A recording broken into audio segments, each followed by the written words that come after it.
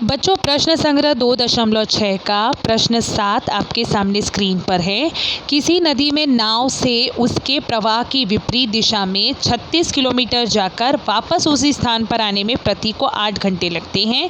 यदि शांत पानी में नाव की चाल 12 किलोमीटर प्रति घंटा हो तो नदी के प्रवाह की चाल ज्ञात करो। ऐसा हमें यहाँ पर सवाल दिया गया है। अब बच्चों पहले हम सवाल का अर्थ समझ लेते हैं कि हो क्या रहा है। यहाँ पर एक नदी है, मान लीजिए वो उस नदी की जो प्रवाह की दिशा है, मान लीजिए वो बाएं से दाईं तरफ बह रही है, मतलब नदी इस तरफ बह रही है, यानी कि पानी की धार जो है वो बाईं से दाईं तरफ बह रही है। अब सवाल में क्या कहा गया है कि नदी में कोई नाव जो है वो एक दूरी तय कर रही है। पहले जो दूरी तय की जा रही है नाव के द्वारा वो प्रवाह की विपरीत दिशा में तय कर रही है, यानी दाएं से बाएं। ये केवल उदाहरण स्वरूप मैं आपको बता रही हूँ। अगर नदी का प्रवाह की दिशा बाएं से दाएं की तरफ है तो जो नाव है वो दाएं से बाएं की तरफ पहले जा रही है 36 किलोमीटर। कितने किलोमीटर? 36 किलोमीटर का डिस्टेंस तय कर रहा है। अब 36 किलोमीटर प्रवाह की विपरीत दिशा में जाने के बाद वापस वो नाव प्रवाह की दिशा में चलकर वापस उसी स्थान पर आ रहा है जहाँ पर वो पहले था। वापस उसी स्थान पर लौटकर वो नाव आ रही है जहाँ पर वो पहले मौजूद थी। और इस पूरे ट्रैवल में, इस पूरी यात्रा में नाव में बैठे जो प्रतीक हैं उसे कितना समय लग रहा है? 8 घंटे का समय लग रहा है बच्चों। यानी पहले मूल स्थान से 36 किलोमीटर का डिस्टेंस तय किया, ठीक है, प्रवाह के विपरीत दिशा में, और वही 36 किलोमीटर का डिस्टेंस तय किया प्रवाह की अनुकूल दिशा में। और ये पूरी जो यात्रा है इसमें प्रतीक को कुल मिलाकर कितना समय लगा है? 8 घंटे का समय लगा है। ये चीज़ें बताई गई है सवाल में। दूसरी चीज़ ये बताई गई है कि मान लीजिए पानी शांत है, यानी पानी में कोई हलचल नहीं है, यानी पानी की धार से नाव की चाल में कोई अंतर नहीं आ रहा है। बच्चों अगर पानी में प्रवाह होगा तो नाव की चाल जो है घटती या बढ़ती है उस पानी के प्रवाह के आधार पर, ठीक है। यदि प्रवाह की अनुकूल दिशा में नाव चलेगी तो चाल बढ़ जाती है, और प्रवाह की विपरीत दिशा में अगर नाव जाती है तो चाल जो है वो घट जाती है, या फिर आप कह सकते हैं कि समय ज़्यादा लग सकता है वो दूरी तय करने में। तो इतना तो आपको पता ही होगा। तो यहाँ पर क्या बताया गया कि यदि पानी में कोई भी प्रवाह ना हो, यानी शांत पानी हो, तो ऐसे में नाव की चाल बताई गई है। ओरिजिनली जो नाव की चाल होगी वो 12 किलोमीटर प्रति घंटा होगी, जिसमें ना तो पानी कोई रोड़े मतलब नाव की चाल में ना ही वो कोई रोड़ा लगा रहा है, और ना ही वो नाव की चाल को बढ़ाने में कोई रोल अदा कर रहा है। कौन? पानी। शांत पानी जो है वो नाव की चाल में कोई भी अंतर नहीं लाता है। ये नाव की ओरिजिनल चाल है 12 किलोमीटर प्रति घंटा। तो हमें यहाँ पर पूछा गया है कि नदी के प्रवाह की चाल कितनी है, ठीक है। शांत पानी में नाव की चाल बता दी गई है, और हमें ये भी बता दिया गया है कि प्रवाह की विपरीत दिशा में जाता है। प्रवाह की विपरीत अनुकूल दिशा में जब नाव चलती है 36 और 36 किलोमीटर कुल मिलाकर समय लग रहा है 8 घंटे, ठीक है। तो बच्चों आई होप सवाल समझ में आ गया होगा। अब देखो इसे हल कैसे करना है।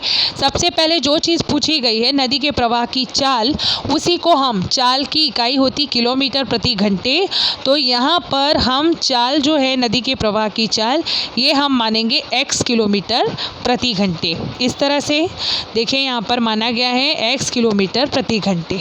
अब शांत पानी में जो नाव की चाल है पहले से सवाल में दिया गया है 12 किलोमीटर प्रति घंटा। यदि नदी के प्रवाह की अनुकूल दिशा में नाव चलती है, ठीक है, नदी के प्रवाह की अनुकूल दिशा में नाव चलती तो नाव की चाल तो है ही 12 किलोमीटर प्रति घंटा।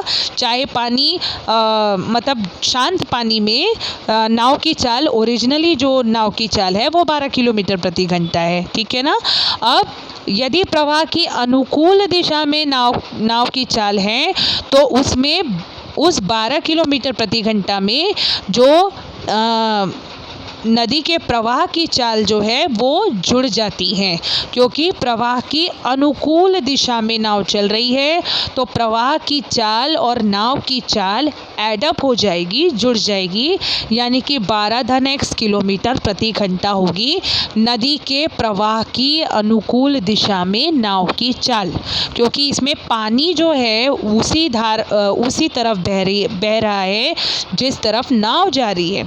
तो नाव की चाल में पानी के जो प्रवाह की चाल है वो जुड़ जाएगी, ठीक है ना।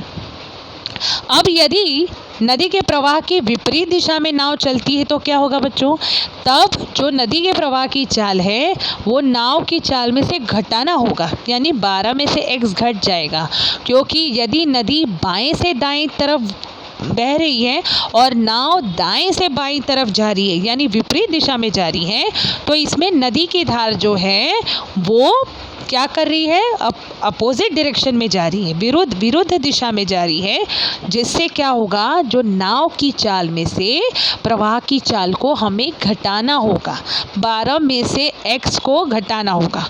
तो नदी के प्रवाह की विपरीत दिशा में नाव की चाल कितनी होगी, 12 किलोमीटर प्रति घंटा इतनी होगी, ठीक है ना। तो इस तरह से हमने दोनों दिशा में, अनुकूल दिशा में और विपरीत दिशा में नाव की चाल देखी। अब प्रश्नानुसार सबसे पहले प्रतीक जो है वो प्रवाह की विपरीत दिशा में 36 किलोमीटर की दूरी तय कर रहा है, बाद में प्रवाह की अनुकूल दिशा में 36 किलोमीटर की दूरी तय कर रहा है, और ये सारा जो ट्रैवल है इसमें उसे 8 घंटे का समय लग रहा है, ठीक है। तो सबसे पहले हम देखेंगे कि प्रवाह की विपरीत दिशा में जब प्रतीक ट्रैवल कर रहा है तो ऐसे में उसे कितना समय लगता है। तो समय का कैलकुलेशन करने के लिए फॉर्मूला क्या है बच्चों, दूरी बट्टा चाल, ये फॉर्मूला है। अब 36 किलोमीटर की दूरी तय कर रहा है प्रतीक, और वो भी प्रवाह की विपरीत दिशा में। प्रवाह की विपरीत दिशा में जाने के लिए जो चाल हमने ऊपर देखी वो क्या थी, 12 ऋण x थी, तो 36/12 ऋण x घंटे इतना समय लगेगा प्रतीक को प्रवाह की विपरीत दिशा में 36 किलोमीटर की दूरी तय करने में। यदि प्रवाह की अनुकूल दिशा में प्रतीक 36 किलोमीटर की दूरी तय करता है तो उसमें कितना समय लगेगा, समय बराबर दूरी बट्टा चाल, ये फॉर्मूला होता है। यहाँ पर 36/12 x घंटे इतना समय लगेगा, ठीक है। और प्रश्नानुसार कुल समय कितना है, 8 घंटे का समय है। विपरीत दिशा में इतना समय, अनुकूल दिशा में इतना समय, दोनों समय मिलाकर कुल समय हो रहा है 8 घंटे, ऐसा हमें सवाल में बताया गया। तो समीकरण क्या बनेगा बच्चों, यहाँ पर 36/12 ऋण x धन 36/12 धन x बराबर 8 घंटे, ये होगा समय के हिसाब से हमारा समीकरण। प्रवाह की विपरीत दिशा में तय करने में लगा समय धन प्रवाह की दिशा में तय करने में लगा समय बराबर होगा कुल समय अर्थात 8 घंटे। तो हमने जो अभी पता लगाया प्रवाह की विपरीत दिशा का समय यानी कि 36/12 ऋण x और प्रवाह की अनुकूल दिशा में लगा समय 36/12 धन x, ये दोनों आपस में जुड़ जाएंगे और कुल मिला के कुल समय होगा 8 घंटे के, ठीक है ना। अब देखिए यहाँ पर 36, 36 और 8 ये तीनों जो हैं, ये तीनों संख्याएं 4 से विभाजित होती हैं। 4 9 36, 4 9 36 और ये होता है 4 दूनी 8। तो हम क्या करेंगे, इस समीकरण के दोनों पक्षों में 4 से भाग देंगे। इससे क्या होगा, हमें 4 से भाग देने पर जो समीकरण प्राप्त होगा वो कुछ इस तरह से होगा, 9/12 ऋण x धन 9/12 धन x बराबर 2। 4 दूनी 8 होता है इसलिए 2, 4 9 36 होता है, 4 9 36 होता है इसलिए यहाँ पर आपको दिख रहा है 9 9, ठीक है ना। अब हम क्या करेंगे, समीकरण को हल करेंगे तिर्यक गुणा करके। 9 और 12 धन x का गुणा, 9 और 12 ऋण x का गुणा, क्रॉस मल्टीप्लिकेशन आपने किया होगा। 9 का गुणा 12 धन x के साथ, बीच में धन चिन्ह है, फिर उसके बाद 9 का गुणा 12 ऋण x के साथ, उसके बाद हरों का गुणा यानी 12 धन x गुणे 12 ऋण x, और राइट हैंड साइड में आपको पता है 2/1। इसके बाद हमें क्या करना है, यहाँ पर 9 जो है वो कॉमन है इसीलिए हम 9 को बाहर कॉमन निकालेंगे और कोष्ठक में बचेगा 12 धन x धन 12 ऋण x 12 धन x ये रहा, बीच में प्लस साइन है, फिर 12 ऋण x, इस तरह से बचेगा। नीचे की तरफ देखिए आपको क्या दिखाई दे रहा है, यहाँ पर आपको दिख रहा है 12 धन x 12 ऋण x। ये एकदम उस फॉर्मूले की तरह है, a धन b a ऋण b, यानी कि फॉर्मूला क्या कहता है, a square minus b square. इसका मतलब है 12 का वर्ग ऋण x का वर्ग। तो यहाँ पर 12 का वर्ग होता है 144 ऋण x का वर्ग 144 ऋण x स्क्वायर, इस तरह से दिखेगा। और राइट हैंड साइड में 2/1 तो है ही। इसके बाद आगे क्या होगा, 9 गुणे 24, इस तरह से आ रहा है। देखिए हाँ, देखिए यहाँ पर x और माइनस x जो है ये कैंसिल हो जाएंगे। x और माइनस x यहाँ पर देखिए कैंसिल हो रहे हैं, क्योंकि एक x के पास है प्लस साइन और दूसरे x के पास है माइनस साइन। और 12 और 12 आपस में जुड़कर बन जाते हैं 24। तो 9, ये बाहर जो 9 है वो बचा, और 12 धन 12 के होने की वजह से 24 बचा। तो 9 गुणे 24 बचा अंश में। अब हर में 144 ऋण x का वर्ग बचा है। राइट हैंड साइड में 2/1 बचा है, सही है ना। तो अब हम देखें आगे कैसे हल करते हैं।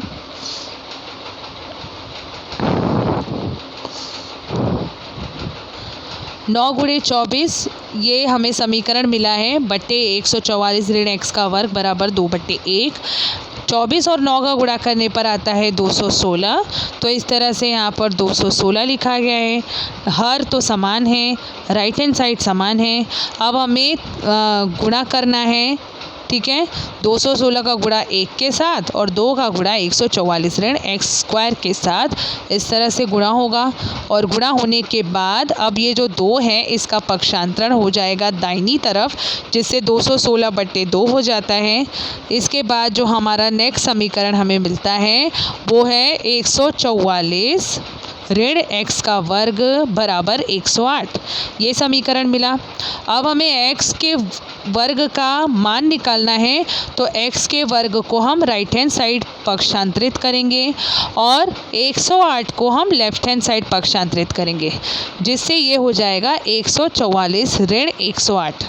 144 में से 108 घटने पर बच्चों कितना आता है, 36 आता है। और x के वर्ग का मान अगर 36 होता है तो हमें दोनों पक्षों का वर्गमूल लेना होगा। यदि x का मान प्राप्त करना है तो यहाँ पर दोनों पक्षों का वर्गमूल लेने पर हमें x के 2 मान प्राप्त होंगे, यानी 36 का 2 वर्गमूल होता है, एक +6 होता है और एक -6 होता है। इस तरह से हमारे पास x के 2 मान प्राप्त हो गए हैं, एक +6 और एक -6। अगर आपको ध्यान होगा 36 का वर्गमूल धन 6 भी होता है और ऋण 6 भी होता है। इसको इस तरह से समझा जा सकता है कि धन 6 को 2 बार गुणा करते हैं तब भी धन 36 आता है, और ऋण 6 को जब आप 2 बार आपस में गुणा करते हैं, 2 बार मतलब 2 बार ऋण 6 का आपस में जब गुणा होता है तो धन 36 आता है। इसी तरह से धन 36 के 2 वर्गमूल होते हैं, एक धन 6 और एक ऋण 6। तो हमारे पास x के 2 मान आ गए हैं।